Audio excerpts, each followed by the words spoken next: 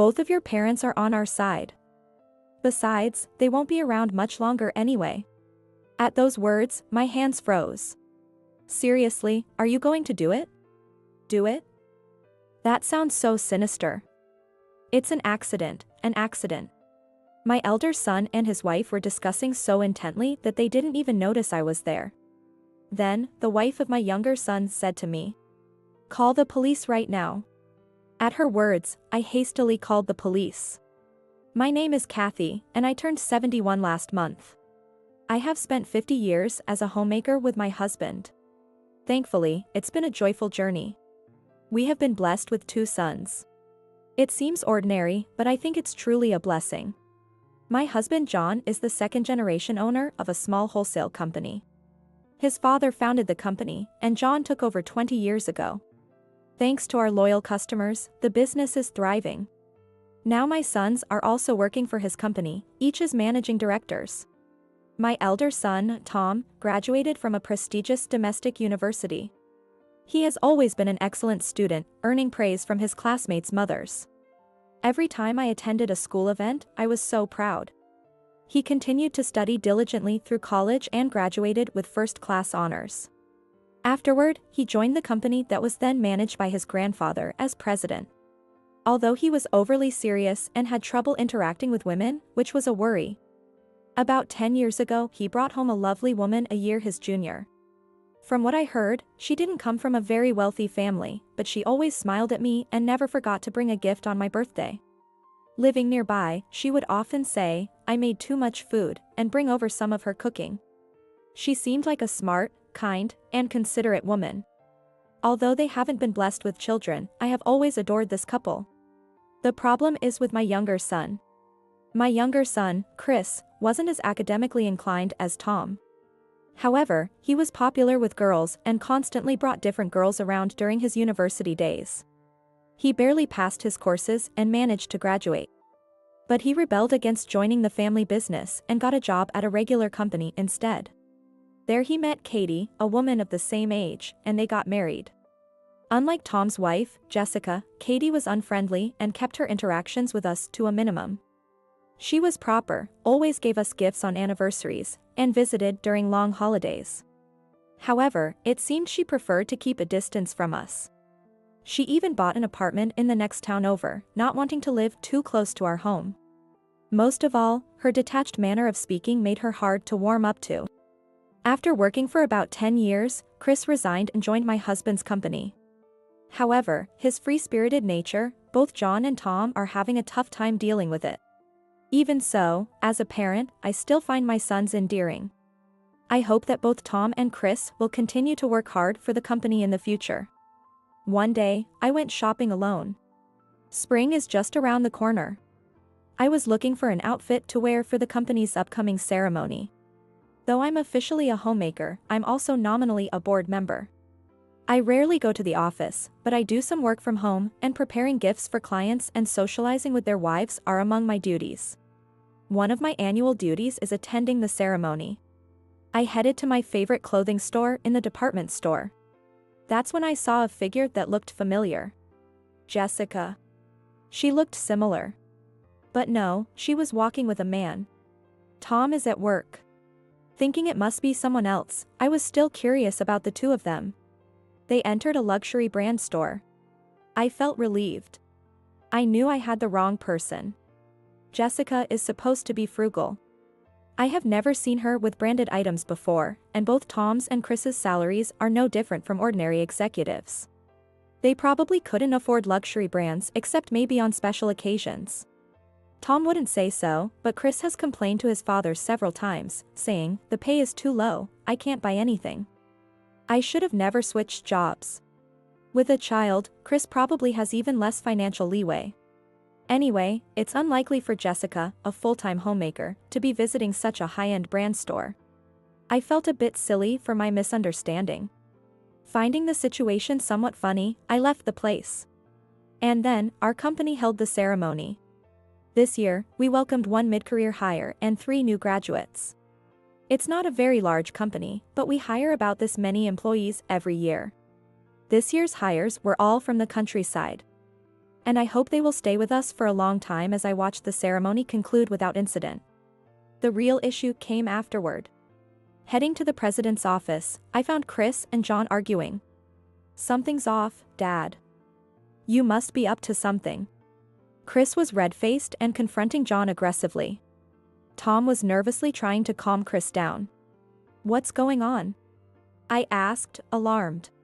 "The accounts are all wrong," Chris yelled. "The accounts?" I had no idea what he was talking about. I asked for more details.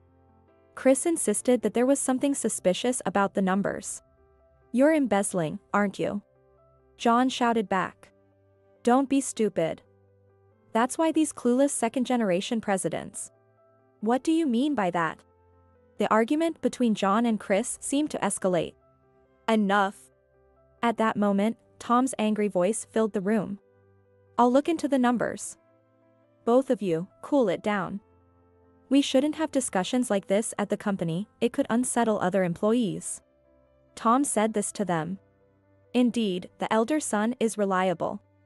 I was impressed by Tom's intervention. Both John and Chris fell silent at his words.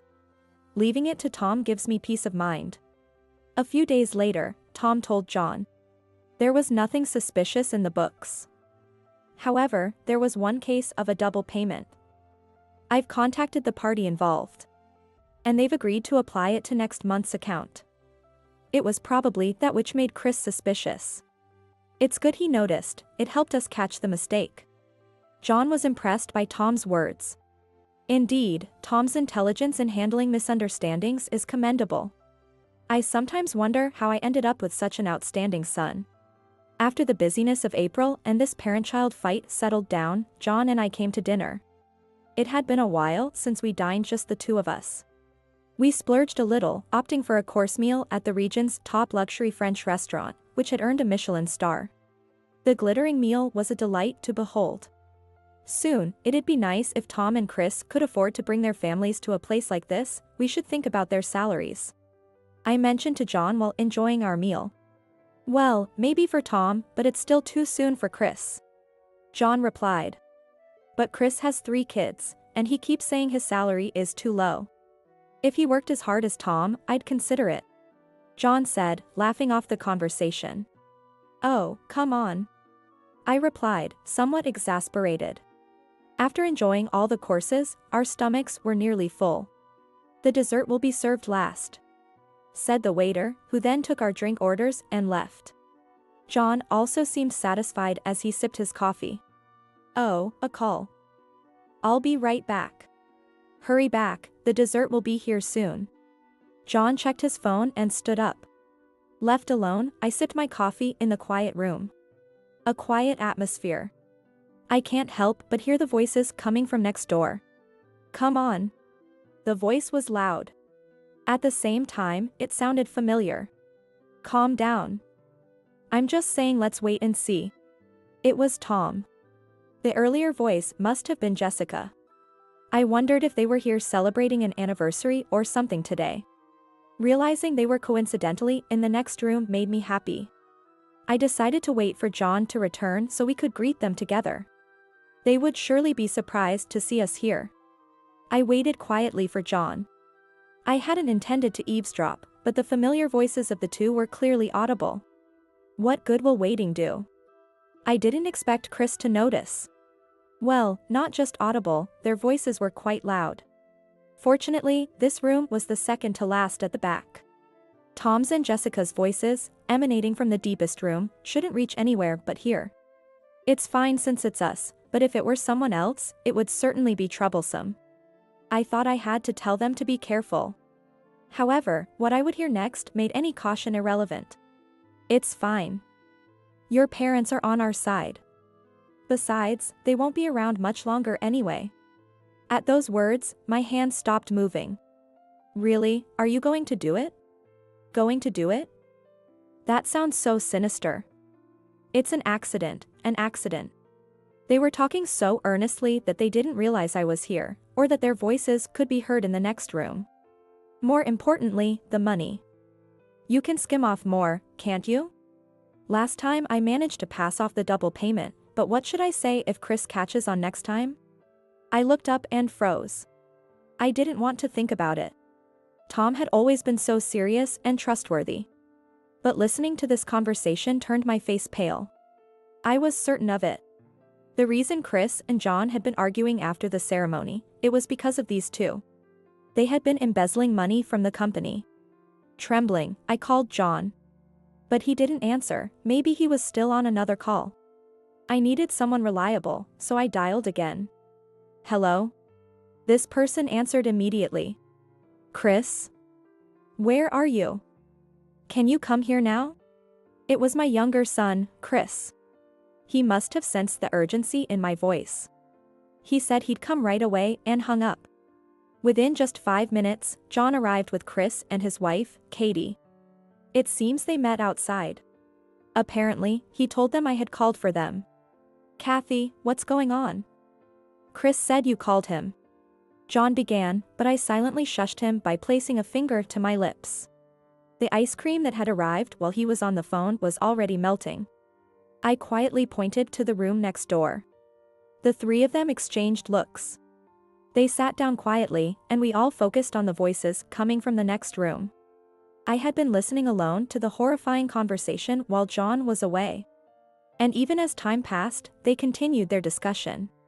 The conversation was only interrupted when the waiter brought their meals. Then it resumed. The betrayal by Tom and the content of their conversation was making me feel ill. Jessica? Katie muttered softly.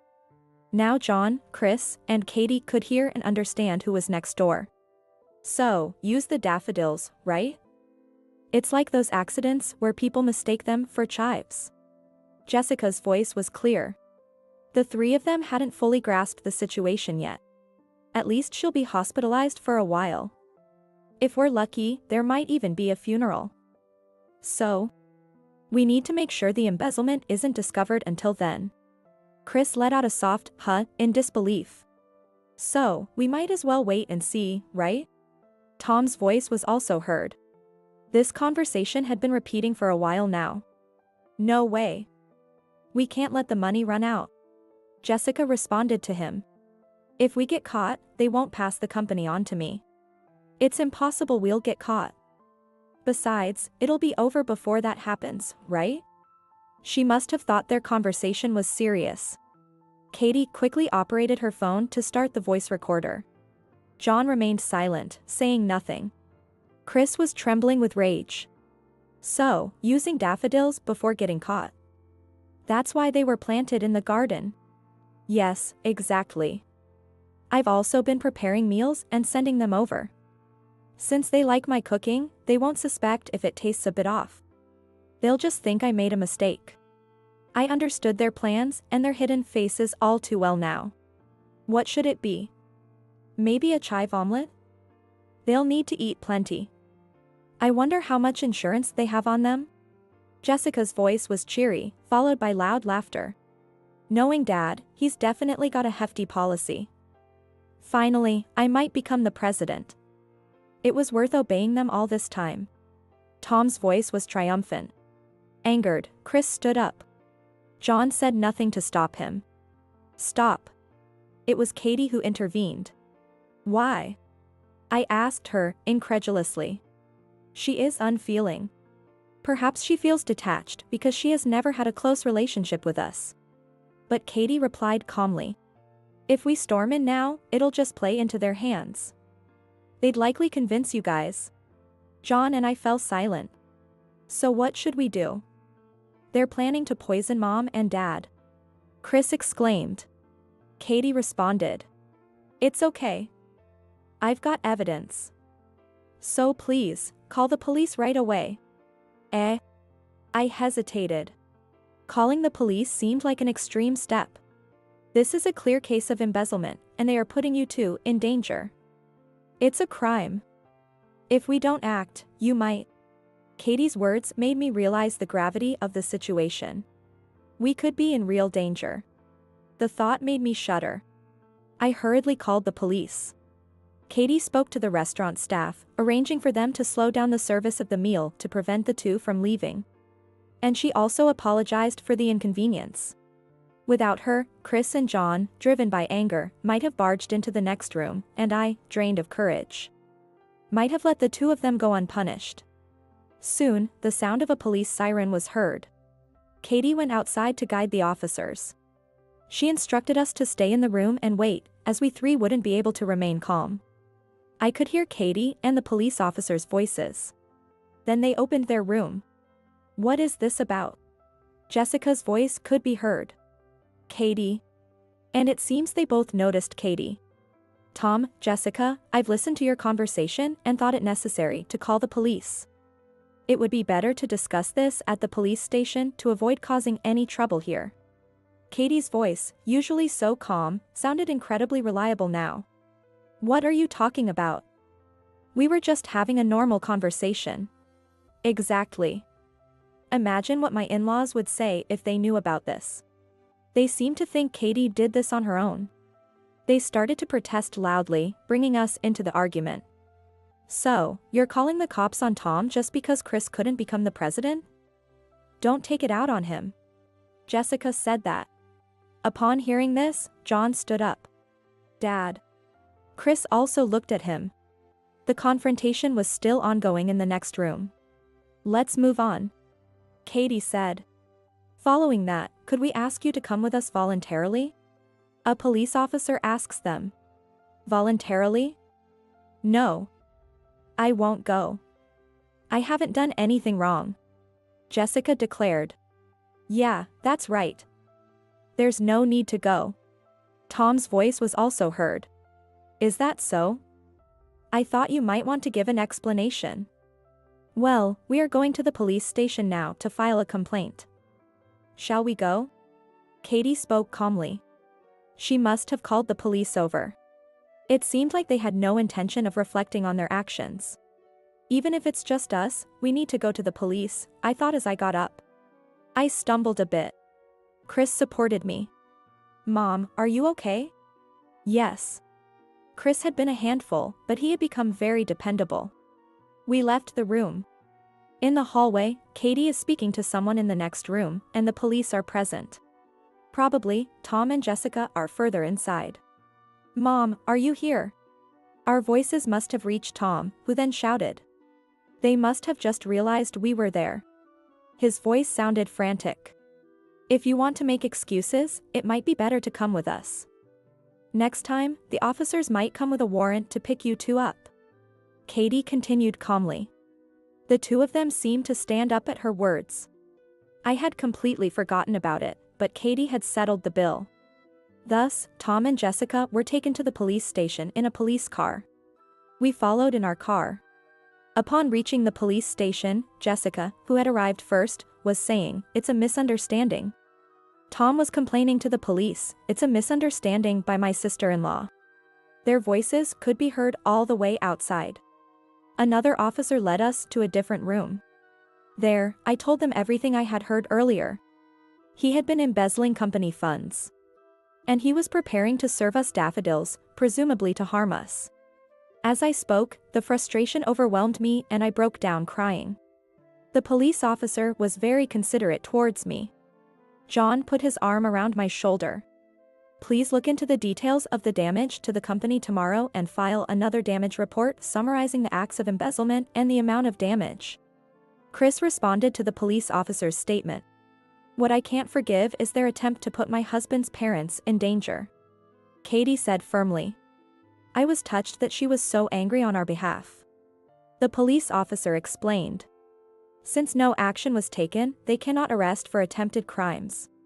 However, it seems they could be arrested on conspiracy charges based on a recording of their conversation that Katie had made. They had actually prepared the daffodils as poison and had been providing us meals to lower our guard up until now. The photos I had taken of Jessica's cooking also turned out to be evidence. I didn't intend for them to be used like this, but it's interesting how they ended up being useful. Talking with the police and hearing Katie's voice, my sadness was gradually replaced by rising anger. They must be arrested and made to reflect on their actions. But more than that, I felt increasingly betrayed by my elder son and his wife, whom we had cherished and loved. I thought they deserved to see hell. I was terrified by my own thoughts. As a parent, thinking this way might mean I am failing. But perhaps as a parent, it's natural to feel this way. Katie and Chris decided it would be best if we didn't see Tom and Jessica. John was too angry to even consider seeing them, and I feared I might forgive them if I saw their faces. That's not true. I'm quite angry too. Yet, it's also true that I might forgive them if they apologized. We left the rest to Chris and Katie and went home. It seems that Katie's mother came to visit, and the grandchildren were left with her. That's why she told us not to worry and to rest. I was very grateful for that. The next day, the police contacted us. It seems the two of them denied everything. However, Chris quickly uncovered the facts and amounts related to the embezzlement. Unbelievably, starting from their first year of marriage, over the past 10 years, they had embezzled nearly $200,000. Taking a few thousand each month and sometimes even larger amounts. Hearing this made everything go dark before my eyes. To think I had been deceived for so long. Katie, seeing that I was incapacitated, came over to help with the household and liaise with the police. Apparently, their children continued to be looked after by her mother. I feel terrible for causing such inconvenience to my grandchildren. Chris consulted with the police and filed a criminal complaint. This would lead to at least Tom's arrest. I felt a mixture of relief and regret, but thanks to Katie, I managed not to lose myself. Additionally, both were arrested for conspiracy. The planted daffodils and Katie's recorder served as undeniable evidence. They maintained their innocence. Showing no signs of remorse, it seemed. Embezzlement is a criminal matter, and Chris has filed charges against Tom and Jessica. It turns out Jessica had been squandering the embezzled money on a nightclub. Did Tom know about this? If he did, he's a complete fool. During the trial, the bartender was called as a witness. She was flaunting because her husband was going to be the next president. I seriously had no idea the money was embezzled.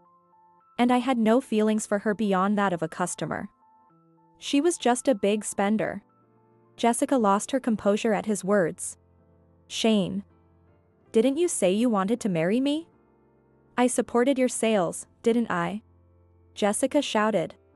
What are you talking about, Jessica? Tom also yelled. No, seriously, give me a break. You know that's just sales talk. That's just not possible. He flatly dismissed Jessica. Good for her. I almost laughed out loud. It seems Tom was unaware of it too.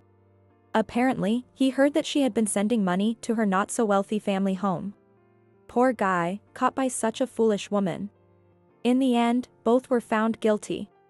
Jessica ended up being publicly rejected by her beloved bartender in front of everyone. Katie and Chris were laughing out loud after the trial ended. Truly, what goes around comes around. The woman I saw in the brand store was probably Jessica. I should have realized it then, but well, all's well that ends well. The two were also charged with conspiracy. With all the evidence lined up, their excuses didn't hold up, and of course, they were found guilty. Though they received suspended sentences for the conspiracy, they were sentenced to actual prison time for embezzlement. Tom cried and apologized to me. But I no longer felt any inclination to forgive him. He was fired from the company. All insurance benefits were transferred to Chris as the beneficiary. John clearly announced that Chris would be his successor. Jobless Tom ended up divorcing Jessica while in prison. It was truly a relief that he was rid of such a woman. I have no intention of associating with Tom anymore, but the blood relation cannot be cut. The police said that relatives should support him to prevent reoffending, but Tom is an adult, and that woman is gone. Without needing to rely on his aging parents, he will surely manage to live on his own. Trust does not return so easily. I doubt I will ever trust Tom again until I die. Afterward, Chris firmly took over John's job as the successor. Katie really helped us a lot. Without her, this matter might not have been resolved. I went to Katie's house to thank her. Grandma. My grandchildren happily ran towards me. While apologizing for the mess, Katie led me into the living room, saying, I'm sorry it's so cluttered. Due to the distance, I seldom visited Chris's house. It had been a while, but the house was so tidy it didn't seem cluttered at all. I was delighted to see a picture frame displayed with a photo of our 3 grandchildren, John and me, taken some time ago. Katie, thank you so much for everything, I said as I expressed my gratitude. Oh, I haven't done anything special, just what needed to be done. Katie, as always, spoke in her usual calm and collected manner. Actually, I've always found you a bit intimidating. You don't try to get too close to us, do you? So? I muttered quietly. I was aware that you felt that way. But that's okay. Katie responded. I truly care about both of you. If I allowed my personal feelings to get involved, it might lead to uncomfortable feelings. That's why I think maintaining a certain distance is important, to sincerely care for you. Her words deeply impressed me. Jessica always tried to ingratiate herself with me, and I was deceived and fond of her because of that. But I was truly foolish not to have recognized the genuine care Katie had for us. Grandma, look. A present. My youngest grandchild, April, said as she handed me an art creation. Before you came, Mom and I made this. When I said I wanted to make a present for you, she taught me how. I cherished it deeply. Oh, April, thank you. I'm very happy. I'll treasure this. My words seemed to make April happy too. I'm glad Chris married Katie. With her around, Chris and the grandchildren will be all right. Katie, thank you truly. I look forward to continuing our relationship. As I spoke, April looked at me curiously and, catching my mood, smiled brightly.